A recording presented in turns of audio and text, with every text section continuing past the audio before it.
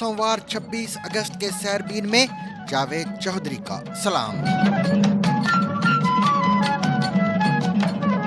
बलोचिस्तान के जिला मूसा खेल में अस्करियत पसंदों की फायरिंग, 22 अफराद हलाक। क्या बलोच शिद्दत पसंदों की सलाहियत में इजाफा हो रहा है? हमने इंतजामिया को भी खबर दी थी, लेकिन बदबख्ती से 3 बजे के करीब ये वाकया पेश आया है। जानिए, माचखा में रॉकेट लॉन्चर से लैस 131 डाकुओं ने पंजाब पुलिस पर कैसे हमला किया।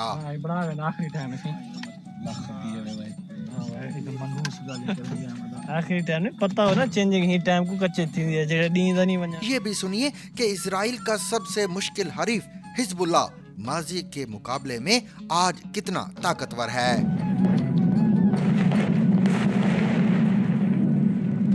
और सुनिए उस धुंध के मुतल्लिक जो पाकिस्तानी बल्लेबाजों पर छा गई थी।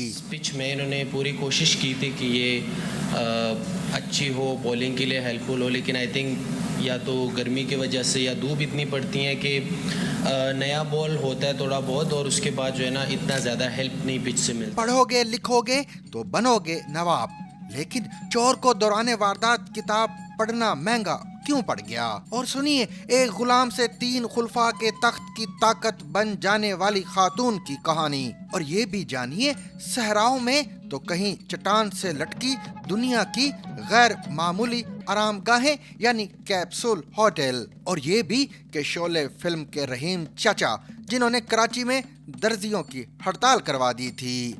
इतना सन्नाटा क्यों है भाई? ये सब कुछ और इसके अलावा भी बहुत कुछ आज के सैरबीन में आप सुन सकेंगे, लेकिन पहले अहम आलमी खबरों का खुलासा।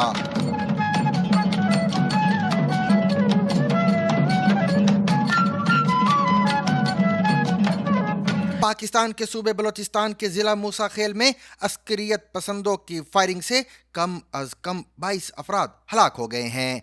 असिस्टेंट कमिश्नर मूसा खेल नजीबुल्लाह ने इस वाक़े की तस्दीक करते हुए ZBC को बताया है कि ये वाक़या जिला के इलाके राड़ा हाशिम में पेश आया है। नजीबुल्लाह का कहना था कि फायरिंग का वाक़या गुज़िश्ता शब मूसा खेल में पुलिस के ज़ेरे इंतज़ाम इलाके की हदूद में पेश आया, जब नामालूम अफराद ने पंजाब और बलूचिस्तान के दरमियान चलने वाली गाड़ियों को रोककर मुसाफिरों को नीचे उतारा और उन पर फायरिंग कर दी। असिस्टेंट कमिश्नर के मुताबिक फायरिंग के नतीजे में 5 अफराद जख्मी भी हुए हैं, जिनमें से एक की हालत तशवीशनाक है। उनका कहना था कि शदीद जख्मी शख्स को इलाज के लिए डेरा गाजी खान मुंतकिल कर दिया गया है। नजीबुल्लाह ने बताया कि हमला आवरों ने 10 से जायद गाड़ियों को नुकसान भी पहुंचाया है। मूसा खेल बलोचिस्तान के दारुल हुकूमत कोयटा के शुमाल मशरिक में तकरीबन 450 किलोमीटर के फासले पर वाक़या है। इस इलाके की आबादी की गालिब अक्सरियत पश्तूनों के मूसा खेल कबीले पर मुश्तमिल है। बलूचिस्तान के वज़ीर आला मीर सरफराज बुगटी ने मूसा खेल वाक़ये की मज़म्मत करते हुए इसकी रिपोर्ट तलब कर ली है और बलूचिस्तान में अमन व अमान की सूरत हाल पर हंगामी इजलास भी तलब किया है। दूसरी जानिब वफाकी वज़ीर दाखिला मोहसिन नकवी का कहना है कि अस्करियत पसंद और उनके सहूलतकार इबरतनाक अंजाम से बच नहीं पाएंगे। वज़ीर दाखिला का मजीद कहना था कि दहशत गर्दों ने मासूम लोगों को निशाना बनाकर बर्बरियत का मुजाहरा किया है। इससे कबल सनीचर और इतवार की दरमियानी शब बलूचिस्तान के मुख्तलिफ इलाकों में मुसल्लह अफराद के हमलों के अलावा बम धमाकों के वाक़यात भी पेश आए हैं। इसके अलावा बलूचिस्तान के ज़िला कलात में मुसल्लह दहशत गर्दों की फायरिंग से पुलिस और लेवीज़ एहलकारों समेत 10 अफराद भी जाँ बहक हो गए हैं। SSP कलात दोस्तैन के मुताबिक फायरिंग से पुलिस का सब इंस्पेक्टर, 4 लेवीज एहलकार और 5 शहरी भी जाँ बहक हुए हैं। कल्लात शहर के करीब होने वाले हमलों में असिस्टेंट कमिश्नर कल्लात भी मामूली जख्मी हुए, जबकि पुलिस थाने के बाहर 3 गाड़ियों को भी नजर आतिश किया गया है। जिला मस्तूंग के इलाके में भी नामालूम मुसल्लह अफराद ने खड़कूचा के इलाके में लेवीज फोर्स के एक थाने पर हमला किया है। ऐसी इतलात भी थी कि बलूचिस्तान के मुख्तलिफ इलाकों में शाहराहों पर मुसल्लह अफराद की मौजूदगी के बायस ट्रैफिक मुअत्तल रही है। बलूचिस्तान के मुख्तलिफ इलाकों में गुज़िश्ता शब होने वाले शिद्दत पसंदों के इन हमलों में अब तक 39 अफराद की हलाकत की तस्दीक हो चुकी है। ये हमले बलूचिस्तान के 10 से ज़ायद अजला में किए गए हैं, जिनमें सबसे ज़्यादा 22 हलाकतें ज़िला मूसा खेल में हुई। सरकारी हुकाम ने अब तक कलात से 11 अफराद और जिला कच्ची के इलाके बोलान में 6 अफराद के कत्ल की तस्दीक की है। कालादम अस्करियत पसंद तंजीम बलोच लिबरेशन आर्मी ने इन हमलों की जिम्मेदारी कबूल की है। वजीर दाखिला मोहसिन नकवी की जानिब से हमलों के बाद जारी किए गए एक बयान में कहा गया है कि सिक्योरिटी फोर्सेस और कानून नाफिज करने वाले इदारों ने जवाबी कार्रवाई में अब तक 12 अस्करियत पसंदों को हलाक कर दिया है। उनका मजीद कहना था कि अस्करियत पसंद और उनके सहूलतकार इबरतनाक अंजाम से बच नहीं पाएंगे। ये हमले बलूचिस्तान के मकबूल सियासी रहनुमा नवाब अकबर बुगटी की 18वीं बरसी के मौके पर किए गए हैं और इस ऑपरेशन को कालादम तंजीम BLA की जानिब से ऑपरेशन हीरोफ का नाम दिया गया है। जंजीरों में जकड़ा हुआ एक नौजवान हाथ जोड़कर कहता है कि अगर इन डाकुओं के मुतालबे पूरे ना किए गए तो ये मुझे मार देंगे, अल्लाह का वास्ता है। ये कहते हुए उनकी आवाज़ भर आती है कि बाकी शहीद हो गए हैं, मुझे बचा लें। ये नौजवान दरअसल सूबा पंजाब के जनूबी ज़िला रहीम यार खान में लियाकतपुर के पुलिस कांस्टेबल अहमद नवाज हैं, जिनके इस पैगाम की वीडियो सोशल मीडिया पर गुज़िश्ता चंद रोज़ से शेयर की जाती रही है। वो मामूल के मुताबिक कच्चे के इलाके माचका के कैंप 2 से अपने बाकी 19 साथियों के हमरा ड्यूटी से वापस आ रहे थे जब उनकी गाड़ी कीचड़ में फंसी और फिर उन पर डाकुओं ने हमला कर दिया। सूबा पंजाब में कच्चे के गैंग्स के इस हमले में 12 पुलिस एहलकार हलाक हुए जबकि डाकू अहमद नवाज को अगवा करके अपने साथ ले गए। ताहम एतवार को एक बयान में रहीम यार खान के मौजूदा DPO रिजवान उमर गोंदल ने बताया कि कांस्टेबल अहमद नवाज को 2 रोज बाद बाहिफाजत बाजियाब करवा लिया गया है, जो पुलिस की एक अहम कामयाबी है। वाक़े के बाद वज़ीर आला पंजाब मरियम नवाज ने सनीचर को रहीम यार खान का दौरा भी किया और हलाक होने वाले पुलिस एहलकारों के एहलखाना से ताज़ियत भी की। इस दौरान एक पैगाम में उन्होंने इस वाक़े को अफसोसनाक करार दिया और कहा कि इसका इंतकाम लिया जाएगा, जबकि IG पंजाब उस्मान अनवर ने इस मौके पर कहा कि कच्चे के एरिए से तमाम शरपसंदों और जराइम पेशा अनासर के खात्मे तक चैन से नहीं बैठेंगे। ताहम 12 पुलिस एहलकारों की हलाकत और उन पर रॉकेट हमले ने इस इलाके और यहाँ मौजूद डाकू गैंग्स की अस्करी सलाहियत के बारे में नए सवालात उठाए हैं। पुलिस के मुताबिक इस हमले के लिए डाकुओं की सरबराही लखी, मन्नी और गुड्डू शर कर रहे हैं। पुलिस ने कोश गैंग, सेलरा गैंग और अंधड़ गैंग समेत 131 जराइम पेशा अफराद के खिलाफ कत्ल और दहशत गर्दी की दफात के तहत मुकदमा दर्ज किया है। पुलिस का दावा है कि उसकी जवाबी फायरिंग में इंतहाई मतलूब डाकू बशीर शर हलाक हुए थे और डाकू उनकी लाश के अलावा सरकारी असला भी अपने साथ ले गए थे। ताहाल इस वाक़े की जिम्मेदारी किसी ने कबूल नहीं की है। पाकिस्तान के सूबा पंजाब के दारुल हुकूमत लाहौर में अदालत ने बरतानिया के इलाके साउथ पोर्ट में 3 बच्चियों के कत्ल के मामले पर फेक न्यूज़ फैलाने और पुरतशद्दद मुजाहिरों को हवा देने के इल्ज़ाम में गिरफ्तार किए गए पाकिस्तानी शहरी फरहान आसिफ को बरी कर दिया है। FIA के साइबर क्राइम विंग लाहौर ने मुलजिम फरहान आसिफ के खिलाफ पाकिस्तान इलेक्ट्रॉनिक क्राइम एक्ट पीका की दफात 9 और 10A के तहत मुकदमा दर्ज किया था। ताहम समाअत के दौरान तफ्तीशी अफसर ने बताया कि मज़कूरा फेक न्यूज़ मुलजिम फरहान की जानिब से शेयर होने से पहले ही फैल चुकी थी। तफ्तीशी अफसर के मुताबिक हर तरह से तहकीकात की गई मगर मुलजिम के खिलाफ कोई सबूत नहीं मिला। बाद अज़ा अदालत ने मुलजिम फरहान आसिफ की इस्तदा मंजूर करते हुए उसे बरी कर दिया। अदालत से निकलते वक्त फरहान ने ZBC की जानिब से किए गए सवालात का जवाब देने से इनकार किया। FIA साइबर क्राइम विंग ने गुज़िश्ता बुध को मुलजिम को गिरफ्तार करके लाहौर की मुकामी अदालत में पेश करते हुए 14 रोज़ा जिस्मानी रिमांड की इस्तदा की। ताहम जुडिशल मजिस्ट्रेट ने मुलजिम फरहान आसिफ का 1 दिन का जिस्मानी रिमांड मंजूर करते हुए मुलजिम से जल्द अज जल्द तफ्तीश मुकम्मल करने की हिदायत की थी। फरहान आसिफ पर इल्ज़ाम था कि उन्होंने जुलाई 2024 के अवाखिर में बरतानिया के शहर साउथ पोर्ट के डांस स्कूल में 3 कमसिन बच्चियों के कत्ल के मामले में अपनी वेबसाइट पर हमला आवर के बारे में झूठी मालूमात शेयर की, जिसका नतीजा बरतानिया में पुरतशद्दद मुजाहिरों और जलाओ घेराव की शक्ल में निकला, जिसके दौरान मसाजिद पर भी हमले किए गए। दुनिया भर में इस्तेमाल की जाने वाली मकबूल ऐप टेलीग्राम की बुनियाद 2013 में एक रूसी कारोबारी शख्सियत पाउल दरूफ ने रखी थी। ये मैसेजिंग ऐप रूस, यूक्रेन और इंडिया समेत कई मुल्कों में मवासलात का एक ताकतवर टूल है, क्योंकि इसके ज़रिए मालूमात तक रसाई और तबादला ख्याल लोगों की रोज़मर्रा ज़िंदगी को मुतासर करता है। शायद इसीलिए सनीचर की ये पेशरफ्त सभी के लिए काबिल गौर थी कि फ्रांस में द्रोफ को गिरफ्तार कर लिया गया, मगर टेलीग्राम का कहना है कि पावेल द्रोफ के पास कुछ छुपाने को नहीं है। The billionaire founder of encrypted messaging app Telegram has been arrested in France. Pavel Durov was reportedly detained after his private jet landed at the Bourget airport outside Paris. Telegram is one of the most downloaded apps in the world and it's particularly popular in Russia. फ्रांसीसी हुकाम के मुताबिक उनके खिलाफ इसी app से जुड़े कुछ इल्जामात की बुनियाद पर गिरफ्तारी के वारंट जारी किए गए थे। फ्रांस में अदालती ज़राए ने खबर रसा इदारे AFP को बताया कि द्रूफ की हिरासत में इतवार को तोसी हुई है। फ्रांसीसी कवानीन के मुताबिक इब्तदाई तौर पर किसी मुलजिम को 24 घंटे तक हिरासत में रखने के बाद इल्जामात की संगीनी की बुनियाद पर तहवील में 96 घंटों की तोसी हो सकती है। इतलात के मुताबिक सार्फिन की नामुनासिब निगरानी की वजह से उनके खिलाफ एक तहकीकात चल रही है। द्रूफ पर इल्ज़ाम है कि वो टेलीग्राम पर सरगर्म जराइम पेशा अफराद को रोकने में नाकाम रहे हैं। इस ऐप पर यह भी इल्ज़ाम लगता रहता है कि ये शिद्दत पसंदी, मुनशियात की स्मगलिंग, बच्चों से मुतालिक जिनसी मवाद और फ्रॉड जैसे संगीन जराइम पर कानून नाफिज करने वाले इदारों के साथ ताउन नहीं करती। ताहम एक बयान में टेलीग्राम का कहना है कि सार्फिन और मवाद की निगरानी के लिए उसकी मॉडरेशन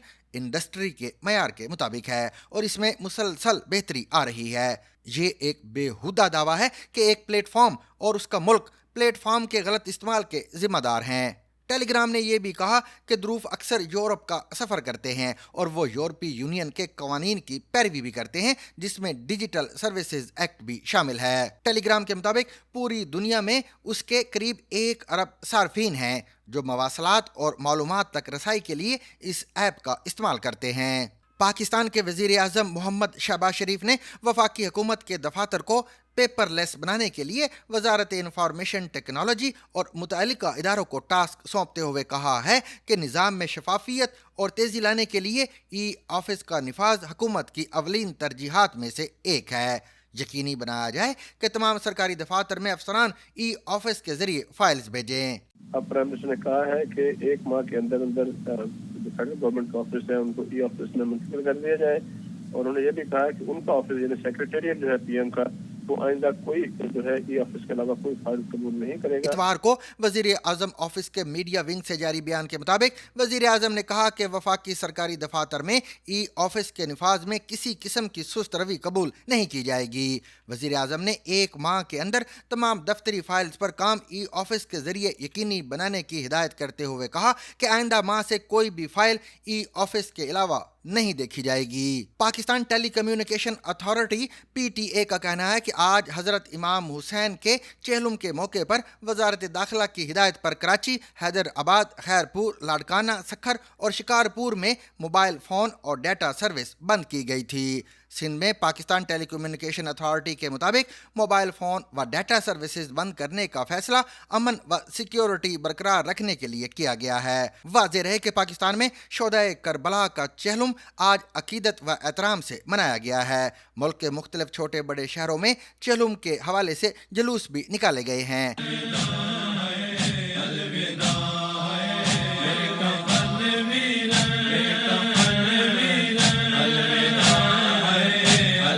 हुकूमत ने इस मौके पर छोटे बड़े शहरों में मोबाइल फ़ोन और डाटा सर्विस बंद कर दी है, जबकि मुल्क भर के दीगर हसास इलाकों में भी मोबाइल फ़ोन सर्विस बंद रही है। अमन व अमान की सूरत हाल के पेश नज़र सिक्योरिटी के सख्त इंतजामात और जुलूसों की फ़िज़ाई निगरानी भी की गई और सिंध भर में आज मोटरसाइकिल की डबल सवारी पर भी पाबंदी आयद रही। इसराइल और ईरान की हिमायत याफ्ता अस्करी तंजीम हिजबुल्लाह के दरमियान शदीद तनाव पाया जाता है, जिसकी वजह फरीकैन के एक दूसरे पर हमले और खित्ते में हिजबुल्लाह और ईरान से जुड़ी बड़ी शख्सियात की अमवात हैं। इतवार को इसराइल का कहना था कि उसके तकरीबन 100 लड़ाका तियारों ने जनूबी लबनान में हिजबुल्लाह के अहदाफ को निशाना बनाया है।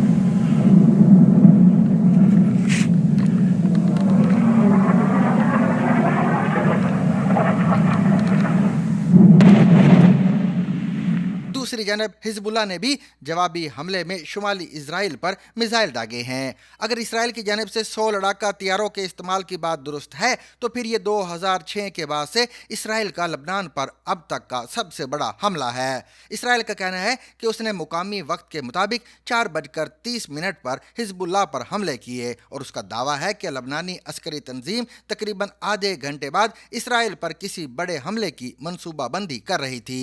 लबनान की वजारत सेहत के मुताबिक इजरायली फजाई हमलों से जनूबी लबनान में 3 अफराद हलाक हुए हैं। दूसरी जानब इसराइली डिफेंस फोर्सेस का कहना है कि हिजबुल्लाह के हमलों से इसराइल में बहुत कम नुकसान हुआ है।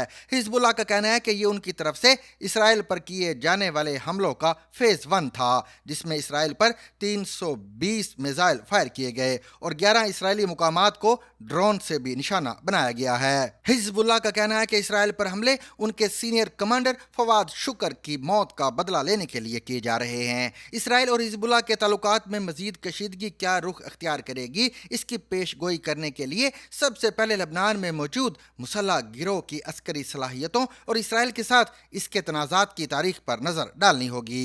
जुलाई 2006 में भी इसराइल और हिजबुल्लाह के दरमियान एक बड़ी जंग हुई थी और अब एक बार फिर ऐसा लगता है जैसे दोनों फरीकैन एक और तनाज़े के करीब पहुंच चुके हैं। इस मुमकिना जंग में एक तरफ इसराइल की फजाई और इंटेलिजेंस सबकत है तो दूसरी तरफ हिजबुल्लाह के पास मौजूद मिसाइलों का अंबार और ड्रोन्स हैं। दोनों के दरमियान मुमकिना जंग का मंजर कैसा होगा, ये जानने के लिए हमें 2 अवामिल पर निगाह डालनी होगी। पहली ये कि जुलाई 2006 में होने वाली जंग से क्या सबक सीखा गया है और दूसरी ये कि इसराइल और हिजबुल्लाह के दरमियान 10 महीनों से जारी झड़पों में क्या होता रहा है। इसमें कोई शक नहीं कि इसराइल की फजाई ताकत हिजबुल्लाह के मुकाबले में कहीं ज़्यादा है और इसके सबब लबनान में बड़ी तबाही आ सकती है। लेकिन यह भी सच है कि गजा में इसराइल अपनी तारीख की सबसे बड़ी जंग लड़ रहा है और इसी सबब इसके फौजी दस्ते शायद थकन का शिकार हैं। जहां तक हिजबुल्लाह की बात है तो अब तक फवाद शुक्र और 3 बड़े रहनुमाओं समेत उसके 350 से ज़्यादा जंगजू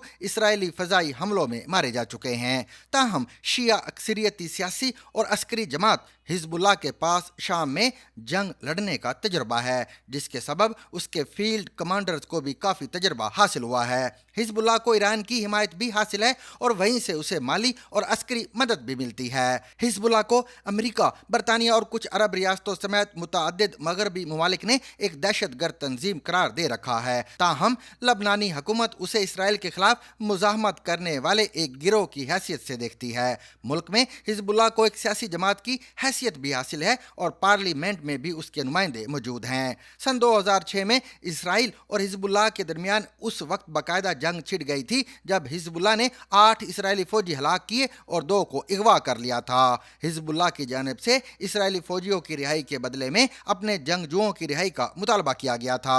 मुबस्सरीन का कहना है कि अगर इसराइल और हिजबुल्लाह के दरमियान एक और जंग छिड़ जाती है तो इसराइल को 2006 जैसी सूरत हाल का सामना करना पड़ सकता है। उस जंग के दौरान इसराइल ने न सिर्फ लबनान में फजाई हमले किए थे बल्कि वहां जमीनी फौज भी उतारी थी। ताहम इस सब के बावजूद भी इसराइल अपने मकासद हासिल करने में नाकाम रहा था। ना अपने मुगवी फौजी रिहा करवा सका था और ना हिजबुल्लाह की अस्करी ताकत को कुचल सका था। सन 2006 में दोनों के दरमियान 34 रोज तक जारी रहने वाली जंग 11 अगस्त को अक़वाम मुत्तहिदा की सलामती कौंसिल में मंजूर की गई एक करारदाद के सबब खत्म हो गई थी। जैसे इसराइल ने अपने ऑपरेशन बंद किए वैसे ही 14 अगस्त की सुबह हिजबुल्लाह ने भी इसराइल पर मिसाइल हमले करना बंद कर दिए थे। हिजबुल्लाह और इसराइल पर अब भी अक़वाम मुत्तहिदा की करारदादों की खिलाफ वर्जी करने के इल्ज़ामात आयद किए जा रहे हैं। हिजबुल्लाह पर तनकीद इसलिए की जा रही है कि उसने अपने असले का ज़ख़ीरा तलफ़ नहीं किया, जबकि इसराइल पर तनकीद की वजह यह है कि उसने अब भी लबनान के इलाके पर कब्ज़ा किया हुआ है और अक्सर मुल्क की फ़ज़ाई हदूद की खिलाफ वर्जी करता रहता है। रावलपिंडी में आजकल हब्स का आलम है, तो फिर इस रुत में ऐसी धुंध कहां से उमड़ आई कि शान मसूद के पूरे ड्रेसिंग रूम को ही अपनी लपेट में ले गई।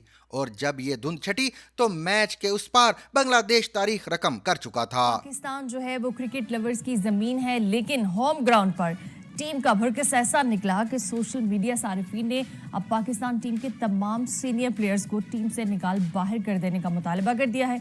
दूसरी तरफ बांग्लादेश को पाकिस्तान का यकीनन एहसानमंद होना चाहिए, क्योंकि पाकिस्तान ही वो टीम थी जिसने वर्ल्ड कप में बांग्लादेश को फतह दिलवाकर टेस्ट सीरीज में उसकी राह हमवार की थी, और पाकिस्तान ही वो टीम है जिसने बांग्लादेश से ऐसी इबरतनाक शिकस्त खाई है कि शायद आने वाले कई सालों में दुनिया की कोई और टीम ऐसी शिकस्त के मजे से लुत्फ अंदोज नहीं हो सकेगी। शिकस्त कैसी भी हो तकलीफ देह होती है, मगर तारीखी तौर पर हमेशा खुद से कमतर रह जाने वाली टीम के हाथों शिकस्त की चुभन कुछ ज्यादा ही होती है, और ये अमर उस चुभन में मजीद इजाफा करता है कि ये शिकस्त पाकिस्तान को अपने होम ग्राउंड पे ऐसे भारी मार्जिन से हुई। बांग्लादेश ने पाकिस्तान के खिलाफ पहली बार कोई टेस्ट मैच जीत कर अगर तारीख रकम की है तो पाकिस्तान भी पीछे नहीं रहा, और अपनी टेस्ट तारीख में पहली बार किसी मेहमान टीम के हाथों 10 विकेटों की शिकस्त खाकर उसने भी अपनी नई तारीख रकम की है। ये उलझन घनी है कि मुसलसल 4 रोज तक बेजान, बेकैफ और बिल्कुल बेजरर नजर आने वाली पिच 5वें दिन अचानक कैसे इतनी सुबक रफ्तार हो गई कि पाकिस्तानी बल्लेबाजों के ज़हनों पे छाई धुंध मजीद गहरी कर डाली। अदाद-ओ-शुमार के माहिरीन अगरचे इस शिकस्त की एक स्ट्रेटेजिक वजह उस डिक्लेरेशन से मंसूब कर सकते हैं जो दूसरी शाम शान मसूद ने की, जब पाकिस्तान के हाथ में 4 विकेटें बाकी थी और वो तीसरी सुबह के सेशन तक चलकर 600 रन भी जोड़ सकता था। क्रिकेट माहिरीन इसे टीम सिलेक्शन से जोड़ सकते हैं कि रावलपिंडी की पिच पे मुकम्मल पीस अटैक के हमरा उतरना तस्वीराती हमाकत थी, और स्पेशलिस्ट स्पिनर को टेस्ट क्रिकेट से कभी खारिज अज इम्कान करार नहीं दिया जा सकता। मगर ना तो वो डिक्लेरेशन का फैसला गलत था और ना ही स्पेशलिस्ट स्पिनर की गैर दस्तियाबी ऐसा हतमी फरीक साबित हुई। इस शिकस्त की तह में छुपे असबाब खोजने के लिए इन ज़ाहिरी मज़ाहिर के पर्दे के पीछे झांकना ज़रूरी है। कैप्सूल होटलों का तस्वर ज़्यादा पुराना नहीं, जहां रात गुजारने के लिए मुसाफिरों को उनके बिस्तर से महज थोड़ी सी ज़्यादा जगह मुहैया की जाती है। सन 1979 में कायम होने वाला दुनिया का पहला कैप्सूल होटल जापान के शहर ओसाका में खुला था। रात के वक्त देखने में ये एक मुर्दा खाने जैसा लगता था, जहां कतार दर कतार मुसाफिरों के सोने के लिए कैप्सूल जैसे छोटे कमरे दस्तयाब होते थे। इस कैप्सूल होटल के अक्सर मकीन दफ्तरों में काम करने वाले वो अफराद होते थे जिनके पास देर रात घर वापस जाकर सुबह ऑफिस लौटने का वक्त नहीं होता था। ये अफराद यहाँ रात गुजार कर सुबह दोबारा दफ्तर रवाना हो जाते थे। जैसे जैसे इन कैप्सूल नुमा कमरों वाले होटलों की मकबूलियत बढ़ी तो सयाहों ने इन्हें जापानी सकाफत का नमूना समझकर अपनाना शुरू कर दिया। हालिया बरसों में रियल एस्टेट की बढ़ती कीमतों के बायस होटल के कमरों के किरायों में इजाफे ने कैप्सूल होटलों के तस्वर को मजीद तकवीयत बख्शी है। रिवायती होटलों से कहीं कम कीमत पर दस्तयाब ये छोटे कमरे मुसाफिरों को हॉस्टल्स से ज़्यादा प्राइवेसी और कैंपिंग से कहीं ज़्यादा आरामदेह मस्कन मुहैया करते हैं। इनमें से बेशतर कैप्सूल महज एक फ़र्द के लिए होते हैं और अकेले सफ़र करने के बढ़ते रुझान के एतबार से आइडियल तस्वर किए जाते हैं। इसके अलावा इनमें से कुछ होटल्स महज एक सिन्फ के लिए मुख्तस होते हैं, जिससे वहां रुकने वालों को इजाफी सिक्योरिटी का भी एहसास होता है। 2031 तक आलमी कैप्सूल होटलों की market value 32 crore 70 lakh dollar तक पहुंचने की उम्मीद है। इस रुझान को बरकरार रखने और नए ग्राहकों को राग़ब करने के लिए कई दिलचस्प हाइब्रिड होटल सामने आ रहे हैं। कोलंबिया के रेगिस्तान में गटर के पाइपों से बने कैप्सूल से लेकर किताबों की शेल्फ में बने पोड्स तक सभी सोशल मीडिया पर शेयर करने के लायक मुनफरिद तजर्बे फराहम करने का वादा करते हैं। कोलंबिया के रेगिस्तान में गटर के पाइपों से बने कैप्सूल से लेकर किताबों की शेल्फ में बने पोड्स तक सभी सोशल मीडिया पर शेयर करने के लायक मुनफरिद तजर्बे फराहम करने का वादा करते हैं। वक्त के साथ कैप्सूल होटलों के तस्वर में जिद्दत आती जा रही है। सोशल मीडिया पर हमें अक्सर ऐसी तस्वीर देखने को मिलती हैं जिनमें कभी कोई खातून अकेले बाइक पर किसी खूबसूरत शहर में घूम रही है तो कभी कोई अपना सब कुछ बेचकर दुनिया घूम रही होती है। हालिया अरसे में सोलो फीमेल ट्रैवलर्स यानी खवातीन के अकेले सैर व सियाहत करने के रुझान में इजाफा देखने को मिला है। इसकी एक बड़ी वजह ऐसी टूर ऑपरेटर कंपनियां हैं जो अकेले सफ़र करने वाली खवातीन के लिए सहूलियात फराहम कर रही हैं। तो क्या यही कंपनियां इस ट्रेंड में इजाफे की वजह हैं? अहमन अब्दुल्ला एक प्राइवेट स्कूल के HR डिपार्टमेंट में बतौर डिप्टी जनरल मैनेजर काम करती हैं। सन 2016 से लेकर अब तक अहमन 13 ममालिक का सफ़र कर चुकी हैं। 2016 में पहली बार अहमन जहाज़ पर बैठी थी और उसके बाद से वो अकेले ही दुनिया घूम रही है। I think every woman should travel solo at least once in her life. because it'll forever remind her of just how capable she is. वो बताती हैं कि उस वक्त मेरे वालिदैन बहुत फिक्रमंद थे, उनको मेरी हिफाजत की सबसे ज़्यादा फिक्र थी। वो मुझे कहीं भेजने से पहले 6 बार सोचते थे और दोस्तों के साथ जाने की इजाज़त भी नहीं मिलती थी। ऐमन को भी उसी सोच का सामना करना पड़ा जो उन जैसी कई ख़वातीन को करना पड़ता है। ऐमन बताती हैं कि उनके वालिदैन उन्हें अकेले क्या दोस्तों के साथ भी शुमाली इलाकों की सैर के लिए नहीं जाने देते थे। ऐमन ने दुनिया घूमने का इरादा किया। उन्होंने ऐसी टूर ऑपरेटर कंपनियों की तलाश शुरू की जिसके साथ वो बाआसानी घूम फिर सकें। ऐसे में उनकी नज़र एक ऐसी कंपनी पर पड़ी जो सिर्फ ख़वातीन के लिए काम करती हैं। वो कहती हैं कि मैंने सैर व सियाहत का इरादा किया तो मुझे एक कंपनी मिली जो ख़वातीन की तरह से रहनुमाई कर रही थी। उन्होंने टूर शुरू होने से पहले सब कुछ अच्छे से बताया, सिक्योरिटी से मुतल्लक भी तमाम सवालात के जवाब दिए थे। मुझे समझ आ गई थी कि अब मैं अपने घर वालों को आसानी से राजी कर लूंगी। अमन की जिंदगी में तब्दीली उस वक्त आई जब उनकी वालिदा ने इजाजत देने से कबल शर्त रखी कि वो उस कंपनी के लोगों से मिलना चाहती हैं और देखना चाहती हैं कि उनके साथ कौन कौन जा रहा है। एक सुबह जब अवतार करीशन टेलरिंग वर्कशॉप पर सुबह पहुंचे तो वहां के मालिक ने उन्हें एक लिफाफा थमा दिया जिसमें तहरीर था कि हमें आपकी खिदमत की जरूरत नहीं। उन समेत दीगर मुलाजमीन को भी ऐसे ही लिफाफे दिए गए थे। ये खबर पूरे कराची में फैल गई। शहर में टेलरिंग के काम से वाबस्ता तमाम मुलाजमीन ने एहतजाज किया और दूसरे रोज शहर भर के दर्जियों ने हड़ताल कर दी। कराची में सन 1946 में ये दर्जियों की पहली हड़ताल थी। इसकी क़यादत दर्जी यूनियन के सरबराह A.K. हंगल कर रहे थे जो बाद में बॉलीवुड के मशहूर अदाकार बने और शोले फिल्म में उन्होंने रहीम चाचा का किरदार अदा किया जिसमें उनका डायलॉग इतना सन्नाटा क्यों है भाई मशहूर हुआ। इतना सन्नाटा क्यों है भाई? खेलोगे कूदोगे तो होगे खराब, पढ़ोगे लिखोगे तो बनोगे नवाब। बच्चों को पढ़ाई पर आमादा करने के लिए ये मोटिवेशनल अशार शायद आपने भी सुने होंगे, लेकिन कभी ये सुना कि पढ़ने से किसी का नुकसान हो गया हो?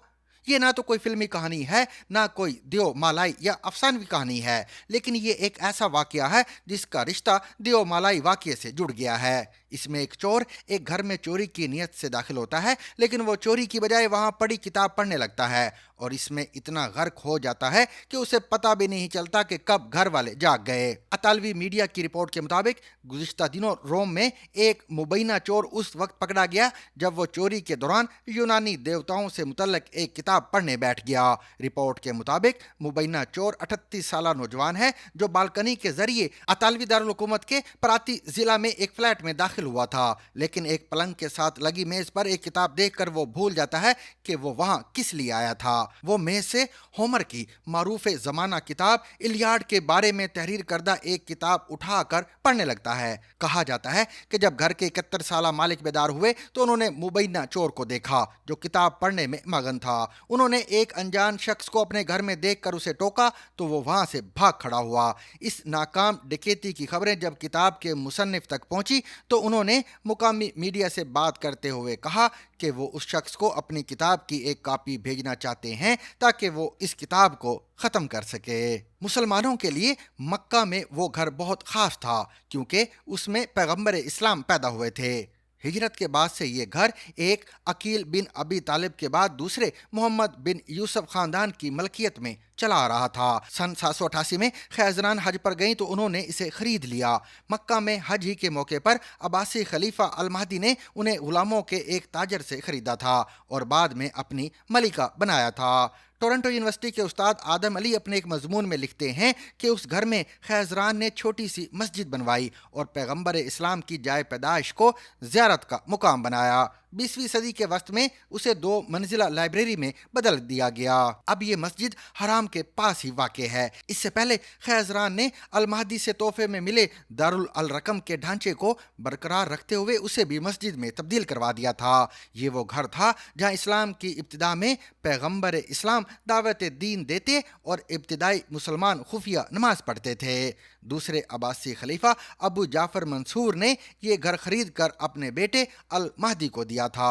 उन्होंने इसे अपनी बीवी खैजरान को तोहफे में दे दिया जिनसे मंसूब होकर ये मकान दारुल खैजरान के नाम से मशहूर हुआ। ये मुकाम अब मस्जिद हराम का हिस्सा है और बाबे दारुल अल रकम के पास है। तारीख कोकन में मोमिन महिउद्दीन लिखते हैं कि बांस जिसे अरबी ज़बान में खैजरान कहते हैं नज़ाकत, हुस्न और कामत महबूब का मयार रखता था। बगदाद के इशरत कदों में नाजक अंदाम हसीनाओं को खैजरान से तशबीह दी जाती थी और यही नाम मुहज़्ज़ब सोसाइटी की ख़वातीन में भी मकबूल था। लेकिन नबिया एबेट अपनी किताब two queens of Baghdad, mother and wife of Harun Rashid में लिखती हैं कि खैजरान ने अपनी कामयाबी के लिए शायद ही कभी खूबसूरती पर इन्हिसार किया हो। वो ज़हीन थी, आज़ादाना तौर पर शायरी का हवाला देती थी और मारूफ उलमा से कुरान, हदीस और कानून का मुताला करती थी। मराकशी माहिर समाजियात फातिमा मरनेंसी अपनी किताब इस्लाम फॉरगॉटन क्वींस में लिखती हैं कि हरम की लोंडियाँ,